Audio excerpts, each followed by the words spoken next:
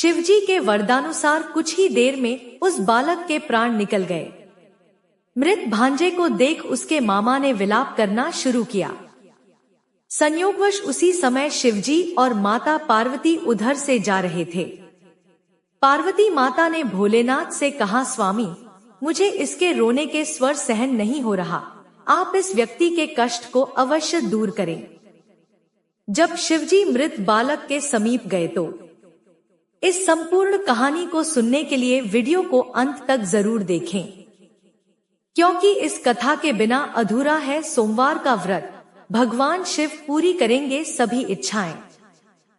सोमवार के व्रत को लेकर मान्यता है कि इस व्रत को करने से भगवान शिव अपनी भक्तों की मुराद जल्दी पूरी करते हैं। सोमवार का दिन भगवान शिव को समर्पित है, इसलिए इस दिन भगवान शिव की पूजा और व्रत करने का महत्व और ज्यादा बढ़ जाता है। यदि आप सोमवार के व्रत करते हैं तो आपको सोमवार व्रत कथा सुनना बेहद जरूरी है, क्योंकि इसके बिना आपका व्रत अधूरा माना जाता है। देवों के देव महादेव बहुत ही भोले माने जाते हैं, इसलिए उनका एक नाम भोलेनाथ भी है। पौराणिक मान्यतानुसार भगवान शंकर को प्रसन्न करने के लिए किसी भी तरह के खास विशेष पूजन की आवश्यकता नहीं होती, क्योंकि कहा जाता है कि वह तो भोले हैं और भक्त की मन से की गई क्षणिक मात्र की भक्ति से ही वह प्रसन्न हो जाते हैं। अगर आप भी शिव की भक्ति और कृपा पाने के लिए सोमवार का व्रत करते हैं तो इस कथा से भोलेनाथ को प्रसन्न कर सकते हैं। आइए जानते हैं सोमवार व्रत कथा। एक बार किसी एक नगर में एक साहूकार था। उसके घर में धन की कोई कमी नहीं थी, लेकिन कोई संतान न होने के कारण वह बहुत दुखी था। संतान प्राप्ति के लिए वह हर सोमवार को व्रत रखता था और पूरी श्रद्धा के साथ शिव मंदिर जाकर भगवान शिव और माता पार्वती की पूजा करता था। उसकी भक्ति देखकर एक दिन मां पार्वती प्रसन्न होकर भगवान शिव से साहूकार की मनोकामना पूर्ण करने का निवेदन किया। पार्वती जी के आग्रह पर भगवान शिव ने कहा कि हे पार्वती, इस संसार में हर प्राणी को उसके कर्मों का फल मिलता है और जिसके भाग्य में जो हो उसे भोगना ही पड़ता है। लेकिन पार्वती जी ने साहूकार की भक्ति देखकर उसकी मनोकामना पूर्ण करने की इच्छा व्यक्त की। माता पार्वती के आग्रह पर शिवजी ने साहूकार को पुत्र प्राप्ति का वरदान तो दिया, लेकिन उन्होंने बताया कि यह बालक 12 वर्ष तक ही जीवित रहेगा। माता पार्वती और भगवान शिव की बातचीत को साहूकार सुन रहा था, इसलिए उसे ना तो इस बात की खुशी थी और ना ही दुख। वह पहले की भांति शिवजी की पूजा करता रहा। कुछ समय के बाद साहूकार की पत्नी ने एक पुत्र को जन्म दिया। जब वह बालक 11 वर्ष का हुआ तो उसे पढ़ने के लिए काशी भेज दिया गया। साहूकार ने पुत्र के मामा को बुलाकर उसे बहुत सारा धन देते हुए कहा कि तुम इस बालक को काशी विद्या प्राप्ति के लिए ले जाओ। तुम लोग रास्ते में यज्ञ कराते जाना और ब्राह्मणों को भोजन दक्षिणा देते हुए जाना। दोनों मामा भांजे इसी तरह यज्ञ कराते और ब्राह्मणों को दान दक्षिणा देते काशी नगरी निकल पड़े। इस दौरान रास्ते में एक नगर पड़ा, जहां नगर के राजा की कन्या का विवाह था, लेकिन जिस राजकुमार से उसका विवाह होने वाला था वह एक आंख से काना था। राजकुमार के पिता ने अपने पुत्र के काना होने की बात छुपाने के लिए सोचा, क्यों न उसने साहूकार के पुत्र को दूल्हा बनाकर राजकुमारी से विवाह करा दूं। विवाह के बाद इसको धन देकर विदा कर दूंगा और राजकुमारी को अपने नगर ले जाऊंगा। लड़के को दूल्हे के वस्त्र पहनाकर राजकुमारी से विवाह करा दिया गया। साहूकार का पुत्र ईमानदार था।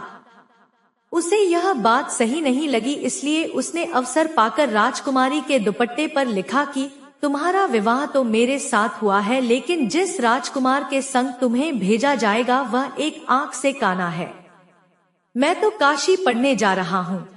जब राजकुमारी ने दुपट्टे पर लिखी बातें पढ़ी तो उसने अपने माता पिता को यह बात बताई। राजा ने अपनी पुत्री को विदा नहीं किया, फिर बारात वापस चली गई। दूसरी ओर साहूकार का लड़का और उसका मामा काशी पहुँचे और वहां जाकर उन्होंने यज्ञ किया। जिस दिन लड़का 12 साल का हुआ उस दिन भी यज्ञ का आयोजन था। लड़के ने अपने मामा से कहा कि मेरी तबीयत कुछ ठीक नहीं है। मामा ने कहा कि तुम अंदर जाकर आराम कर लो। शिवजी के वरदानुसार कुछ ही देर में उस बालक के प्राण निकल गए। मृत भांजे को देख उसके मामा ने विलाप करना शुरू किया। संयोगवश उसी समय शिवजी और माता पार्वती उधर से जा रहे थे। पार्वती माता ने भोलेनाथ से कहा, स्वामी, मुझे इसके रोने के स्वर सहन नहीं हो रहा, आप इस व्यक्ति के कष्ट को अवश्य दूर करें। जब शिवजी मृत बालक के समीप गए तो वह बोले कि यह उसी साहूकार का पुत्र है जिसे मैंने 12 वर्ष की आयु का वरदान दिया था। अब इसकी आयु पूरी हो चुकी है। लेकिन मातृभाव से विभोर माता पार्वती ने कहा कि हे महादेव, आप इस बालक को और आयु देने की कृपा करें, अन्यथा इसके वियोग में इसके माता पिता भी तड़प कर मर जाएंगे। माता पार्वती के पुनः आग्रह पर भगवान शिव ने उस लड़के को जीवित होने का वरदान दिया। शिवजी की कृपा से वह लड़का जीवित हो गया। शिक्षा पूरी करके लड़का मामा के साथ अपने नगर की ओर वापस चल दिया। दोनों चलते हुए उसी नगर में पहुंचे जहां उसका विवाह हुआ था। उस नगर में भी उन्होंने यज्ञ का आयोजन किया। उस लड़के के ससुर ने उसे पहचान लिया और महल में ले जाकर उसकी खातिरदारी की और अपनी पुत्री को विदा किया। इधर साहूकार और उसकी पत्नी भूखे प्यासे रहकर बेटे की प्रतीक्षा कर रहे थे। उन्होंने प्रण कर रखा था कि यदि उन्हें अपने बेटे की मृत्यु का समाचार मिला तो वह भी प्राण त्याग देंगे, परंतु अपने बेटे के जीवित होने का समाचार पाकर वह बेहद प्रसन्न हुए। उसी रात भगवान शिव ने साहूकार के स्वप्न में आकर कहा, हे श्रेष्ठी, मैंने तेरे सोमवार के व्रत करने और व्रत कथा सुनने से प्रसन्न होकर तेरे पुत्र को लंबी आयु प्रदान की है।